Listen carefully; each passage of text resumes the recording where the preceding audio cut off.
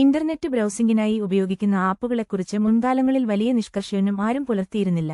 എന്നാൽ സമീപകാലത്തായി browser ആപ്പുകളിലും mobile search എഞ്ചിനുകളിലും കൃത്രിമബുദ്ധി അഥവാ AI അമിതമായി കടന്നുവരുന്നത് വലിയൊരു വെല്ലുവിളിയായി മാറിയിരിക്കുകയാണ്.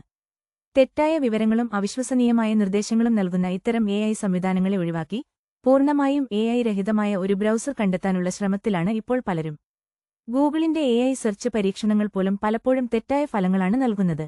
ആൻഡ്രോയിഡ് ഫോണുകളിൽ സ്ഥിരമായി കണ്ടുവരുന്ന ക്രോം, പരിസ്ഥിതി സൗഹൃദമെന്ന് അവകാശപ്പെടുന്ന ഇക്കോസിയ എന്നിവ പോലും ഇപ്പോൾ സെർച്ചിന് മുൻപായി AI ചാറ്റ് സംവിധാനങ്ങൾ അടിച്ചേൽപ്പിക്കുന്നുണ്ട്.